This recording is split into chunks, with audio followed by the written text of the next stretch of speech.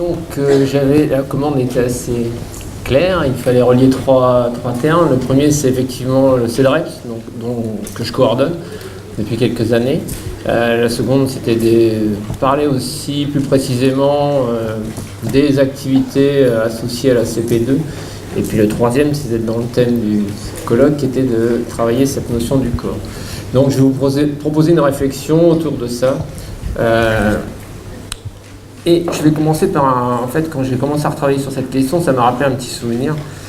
Alors j'ai mis de Lagrange au parachutiste. Lagrange, c'est 1980, je fais mon premier stage avec des élèves. En fait, on part une semaine, on part 2 jours à vélo pour aller sur une base de kayak et on dort le soir dans les granges. Donc ça, c'était les stages plein air des années 80 où on avait plein d'idées, plein d'envie de faire vivre des émotions dont on ne savait pas vraiment qu'est-ce qu'il y avait derrière, mais on avait une liberté fantastique. Et puis le parachutiste, si vous avez peut-être parcouru les documents ressources et la fiche escalade à laquelle j'ai contribué, il y a une petite vidéo sur une situation de parachutiste. Et le point commun entre ces deux points extrêmes, c'est effectivement de faire vivre une tranche de vie d'aventure aux élèves. C'est-à-dire, les conditions ont énormément changé. Avant, c'était, j'allais dire, assez facile. On allait dehors assez facilement, on n'était pas trop contraint. Aujourd'hui, on pourrait y porter un regard quelquefois critique. Les APPN sont bien rentrés dans les murs des établissements scolaires. Et cette question de continuer à faire vivre des aventures au sein de ce gymnase ou du square qui est juste à côté, eh bien, ça nous amène forcément à re-questionner ces pratiques. Et c'est un petit peu ce que je voudrais développer, c'est comment on peut aujourd'hui, y compris quand ces pratiques s'urbanisent, y compris quand les représentations sur le corps ont complètement changé, comment on peut encore faire en EPS pour trouver des objets à étudier. Vous savez que, pour ceux qui connaissent un peu le CEDREPS, on est un petit peu sur cette question d'essayer d'identifier des objets qui pourraient être enseignés, mais en même temps que ces objets ils soient raccrochés culturellement à ce qu'on associe assez souvent aux activités de pleine nature, qui est la notion d'aventure. Donc mon raisonnement va s'appuyer un petit peu sur la démarche qui est la nôtre. C'est dans un premier temps d'interroger ce qu'on nomme le fond culturel, la culture, c'est qu'on essaye de s'ancrer sur ça. Donc le premier point, effectivement, c'est de revenir à cette notion d'aventure. Alors bon, je pense que pour tout le monde, il y a des choses que je vais dire qui sont assez évidentes. C'est vrai qu'on le retrouve chez Bernard Jeu de manière très forte, on le verra tout à l'heure. Dans l'idée d'aventure, il y a quand même cette idée de départ volontaire. On verra que c'est une composante essentielle, le côté délibéré de vouloir aller se mettre dans une situation particulière.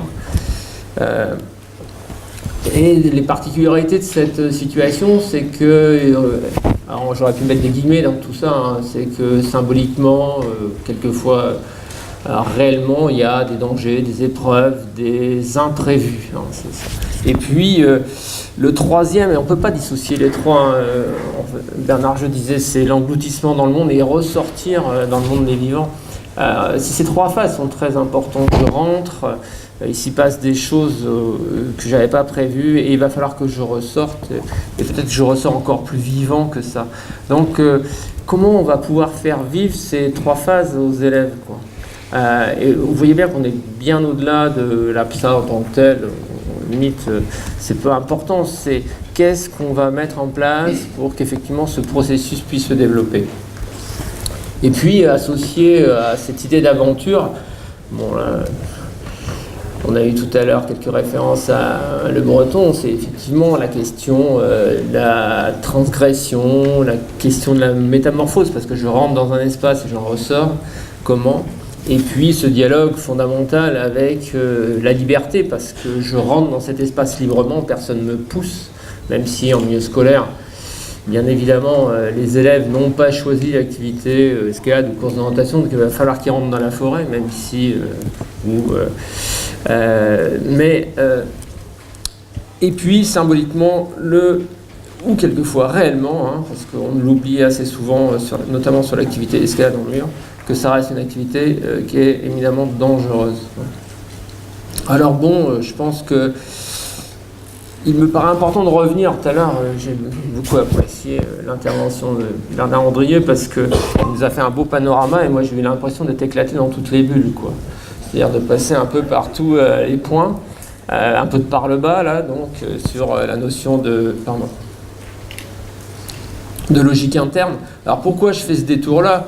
Eh bien, parce que si on veut essayer de préciser ce que c'est qu'une aventure en activité de pleine nature, il va falloir dire un peu quels sont, d'un côté, les traits caractéristiques d'une situation qu'on pourra appeler APPN, et puis de l'autre côté, quels sont les facettes de l'activité du pratiquant qui sont mobilisées. Hein. C'est ce couplage qui est important. Alors on peut le prendre, moi décidément j'ai vu la lecture.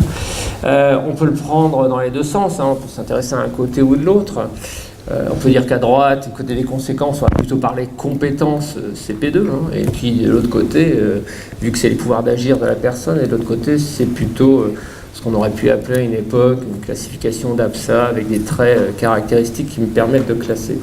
Alors bon, j'attire un peu l'attention sur le dernier, sur ce qui nous rapproche de l'aventure. C'est un peu ma question.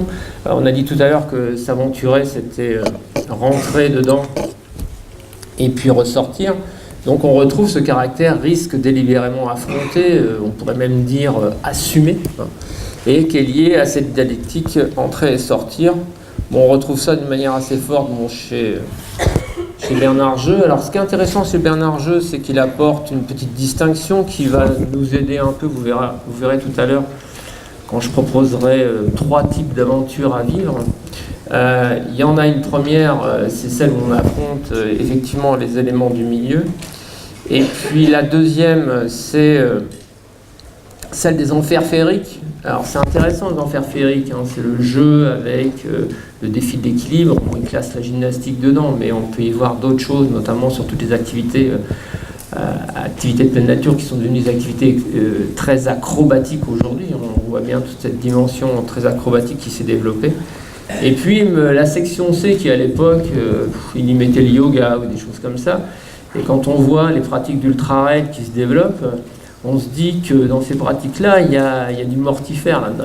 Il y a quelque chose qui est une descente dans les profondeurs de soi où on va voir jusqu'où sont nos propres limites corporelles. Et c'est 79, hein, donc c'est pas tout jeune, mais on trouve là des significations qui sont intéressantes. Et puis bon, la triple signification de s'éprouver, quoi, de l'épreuve, qui est s'éprouver soi, le corps. Donc on ressent des choses, des affections, hein, qui vont venir nous prendre à la gorge. Et puis en même temps, c'est se prouver soi, donc on est dans une construction de l'identité. Et cette preuve, elle est toujours associée à l'autre, quoi. C'est-à-dire qu'on le voit très très bien en escalade aujourd'hui, où les gens se prennent en vidéo, postent ça pour démontrer, pour faire preuve qu'effectivement ils ont fait un 8C ou qu'ils ont fait telle ou telle chose. Avant, c'était les gens racontaient, les alpinistes racontaient des histoires, racontaient ce qu'ils avaient vu, et ça faisait aussi fils de preuve. Donc même si on est dans un espace le plus isolé possible du monde, il n'empêche que cette dimension, l'autre est toujours pas très loin, quoi. Et on a cette triple signification qui est importante. Alors le fond culturel des APPN. Alors je reprendrai un modèle que maintenant on utilise couramment dans le collectif, qui est un triptyque qui a été posé par Alain Coston et puis Jean-Luc Ubaldi, qui pose le fond culturel comme une articulation entre 3 choses. C'est pas fond au sens fondamental, c'est pour ça que vous avez un S sur le fond, mais je dirais pas trop de choses dessus. Donc c'est un système qui comporte 3 éléments. Le premier, c'est les mobiles, et j'ai essayé d'en mettre quelques-uns. Alors bon, effectivement, c'est des formulations qui englobent, à mon avis, toutes les activités de pleine nature. Mais après, on peut les décliner spécifiquement si on fait de l'escalade, du kayak ou si on fait de la voile. Mais il y a ce jeu d'entrée-sortir. Il y a quand même cette tension entre maîtrise de soi, maîtrise des émotions. Bon, c'est par exemple des pratiques qui renvoient au jeu avec la verticale, le vide, la hauteur, hein. Et puis les maîtrises techniques qu'on voit maintenant de manière très très forte en escalade de compétition, en bloc, où les gens font un jeu avec l'équilibre et la verticale qui est assez extraordinaire. La maîtrise des éléments et puis cette idée d'épreuve. De l'autre côté, bon, je reprends quelques éléments qu'on peut reclasser. On peut identifier, à mon sens, deux dimensions fortes qui seraient spécifiques à ces pratiques. C'est la dimension lecture, adaptation, milieu, choix de trajectoire, d'itinéraire. Et en même temps, il y a une dimension énergétique qui n'est pas simple à régler, qui est celle de la création de l'appui et comment on prend cet appui et puis qu'est-ce qu'on en fait, quoi, hein, pour se déplacer dans l'espace. Et puis, là, j'en ai parlé rapidement, hein. J'ai parlé de l'autre qui est là pour prouver, mais l'autre, il n'est pas là que pour ça. Il est la plupart du temps dans les activités de pleine nature. L'autre, il est là pour m'aider. Il est là pour m'assurer. Il est là pour co-propulser dans un canoë, par exemple. Et en même temps, je dis souvent à mes étudiants quand je parle de l'activité d'escalade, c'est pas une activité où le règlement est posé depuis très très longtemps. C'est un sujet de débat. Et il y a vraiment des questions d'éthique qui sont développées, c'est-à-dire qu'il y a une manière de faire, il y a une manière de se déplacer dans l'espace qu'on investit et qui pose la question des valeurs. Donc ce rapport structurant à l'autre, il ne passe pas uniquement par assurer la sécurité, j'assure mon grimpeur, ou vérifier qu'il a bien fait la 5C, mais il passe aussi par comment ensemble on définit des règles du jeu. En sachant qu'on est dans un espace où il n'y a pas d'arbitre. Hein. Alors, l'autre dimension culturelle qui me semble importante à souligner pour ces pratiques, c'est la diversité des pratiques et l'hybridation. Bon, rapidement, les APPN se sont développés au cours du XXe siècle avec des entrées assez différentes, hein, et qui aujourd'hui coexistent toutes. Hein. Donc, c'est ce qu'on va mettre en avant aujourd'hui, c'est la notion d'aventure. Mais il faut savoir que ces pratiques ont été associées de manière très très forte aux valeurs humanistes. Hein. Moi, je fais partie de la génération des gens qui ont été formés par les formateurs du centre de Vallon-Pont-d'Arc, qui étaient très marqués par l'éducation populaire. Et donc, les valeurs d'éducation populaire étaient très très présentes dans la pratique de pleine nature. Hein.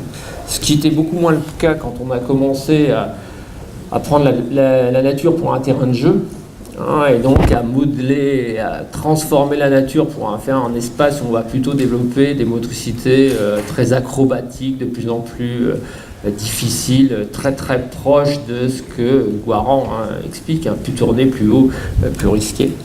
Et puis aujourd'hui, avec des enjeux énormes, on voit ça autour de la notion de sport extrême, des enjeux de sportivisation et de médiatisation très très importantes. Alors là, ça nous amène quand même à réfléchir. Bon, j'ai mis des exemples d'autres de pratiques aujourd'hui. Hein,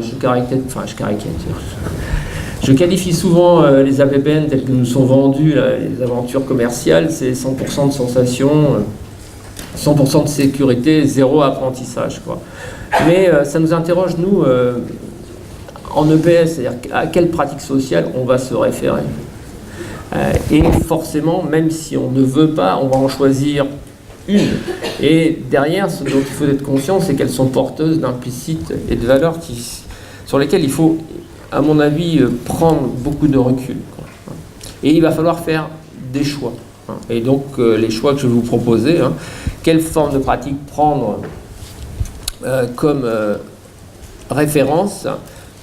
Et ça nous amène à notre question aujourd'hui, c'est quels rapports au corps sont explicites et implicites sont véhiculés dans ces formes de pratique. Alors après, on peut faire l'aveugle, et puis pas se questionner du tout sur ces rapports au corps qui sont questionnés. Tout à l'heure, je parlais des pratiques d'ultra-raid, on peut les prendre, et puis copier les raids tels qu'ils se font. On a des APPN spectacles, écologiques, très prise de risque. On sait que c'est associé, on en parlait tout à l'heure, à propos des activités de skate, qui sont, à mon avis, qui sont de mon point de vue, qui répondent complètement aux caractéristiques que je donne, des activités de pleine nature. et des débats sur les APPN, notamment dans le monde de l'escalade. Je prends l'exemple des derniers championnats du monde d'escalade. Hein. Vous n'avez pas vu un assureur là, sur les derniers championnats du monde. Hein.